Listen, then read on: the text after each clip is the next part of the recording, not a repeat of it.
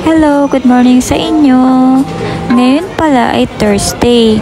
Walang klase ang aking alaga. Pero binigyan kami ng aking amo ng maraming activities ngayong araw na to. Natapos na pala namin ang kanyang golf training. Ngayon naman ay sumunod ay ang kanyang math class. At pagkatapos nito ay kakain kami ng lunch. Sa totoo lang, wala sa estado ang emosyon ko ngayon dahil sa nangyari kagabi. Bagamat ganun man ang nangyari, ay kailangan ko mag-move on. At hindi iwanan sa puso ko kung ano man yung nangyari sa akin kagabi. Kailangan ko mag-move on at magpatuloy sa pagtatrabaho. Ganun talaga.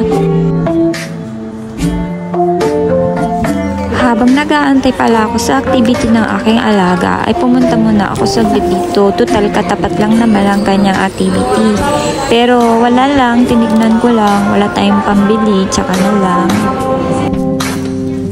Kailangan ko rin gawa ng paraan ng sarili ko para malibang ako. Kasi alam nyo, ako yung tipo ng tao na kapag namumroblema ay nag-i-stay ng 24 hours o isang taon sa utak ko lahat ng nagiging problema ko.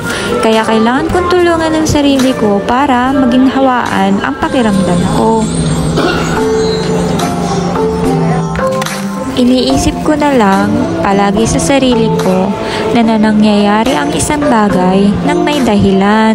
Hindi yun mangyayari kung walang dahilan or purpose sa buhay natin. Kaya kahit anong mangyayari, kailangan natin palakasin ang kalooban natin at mag-move on sa kung anumang nagiging sitwasyon natin sa buhay. Nagdesisyon na lang pala akong umupo dito sa isang tabi habang nag-aantay sa alaga ko. Wala naman tayong pambili kaya manatili na lang tayong nakaupo dito sa isang tabi.